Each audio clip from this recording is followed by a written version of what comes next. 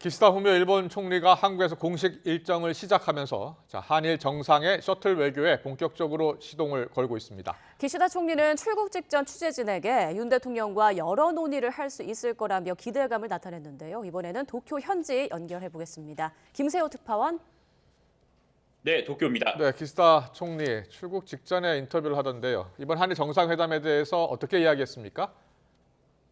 네, 기시다 총리는 이번 정상회담에서 기대하는 성과에 대해서는 말을 아끼면서도 솔직한 대화를 주고받으면 좋겠다며 이번 회담에 대한 기대감을 직접 드러냈습니다.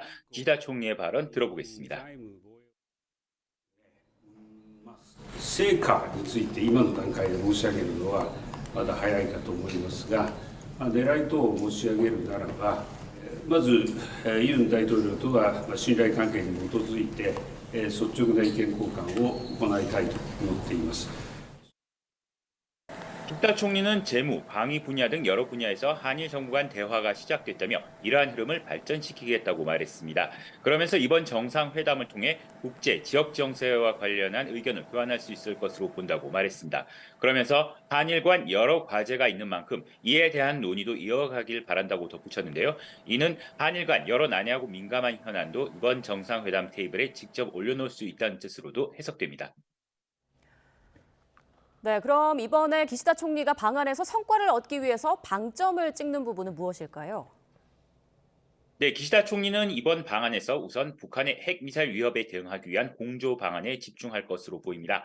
일본 아사히 신문은 우리 정부 관계자의 말을 인용해 지난달 26일 한미 정상회담 직후 일본 측이 기시다 총리의 방안을 타진했다고 전했습니다. 일본 정부로서는 한미 정상회담을 바탕으로 한일 간 안보 협력을 강화할 목적이라는 겁니다. 실제로 일본은 이번 한미 핵 그룹 협의와 관련해 미일 확장 억제와의 연계를 언급하면서 일본도 적극 관여하기를 희망한다는 뜻을 내비치기도 했습니다.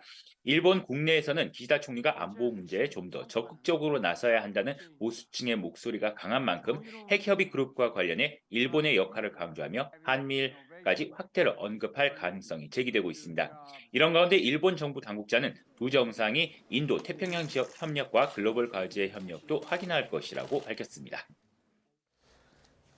네, 안보 문제 외에 한일 간 첨예한 현안들도 함께 논의될 것으로 보이는데요. 어떻게 전망들 하고 있습니까? 네, 당장 오는 7월쯤 예상되는 후쿠시마 제1원전 오염수 방류가 이번 정상회담에서 논의될 가능성이 크다는 전망이 나오고 있습니다. 일본 정부는 방사성 물질을 기준치를 훨씬 밑도는 수치로 이 오염수를 희석해 보내기 때문에 문제가 없다고 계속 강조하고 있는데 여기에 IAEA가 중간 보고서를 통해 오염수 처리와 관련한 일본의 관리 감독에 문제가 없다며 일본의 손을 들어주는 모양새입니다. 이를 바탕으로 기시다 총리가 원전 오염수의 안전성을 더욱 적극적으로 이번 정상회담에서 주장할 수 있다는 전망이 나오고 있습니다. 또 더 나아가 후쿠시마산 농수산물 수입 규제 철회까지 요구할 가능성도 배제할 수 없습니다. 이와 함께 기시다 총리는 우리 정부의 강제동원 해법안에 지난 1998년 김대중, 오우치 공동 성명을 포함한 역대 일본 내각의 역사인식을 계승한다고 밝힌 바 있는데요. 이번에 직접 사죄와 반성을 표명할지가 초미의 관심사입니다. 일본 언론들은 강제동원 문제 해법안에 대해 한국 내 반발 여론이 한국 정부의 대일 정책에 어떤 영향이나 변화를 줄지에 주목하고 있습니다. 또 윤 대통령이 지지율 하락 등의 정치적 위험을 무릅쓰고 한일 관계를 위해 결단을 한 만큼 기시다 총리의 결단이 필요하다는 의견들도 나오고 있습니다. 하지만 일본 자민당 내 극우 인사들을 포함한 보수층의 입김도 살펴야 하는 기시다 총리 입장으로서는 쉽지 않을 것이라는 관측도 나오고 있습니다. 지금까지 도쿄에서 전해드렸습니다.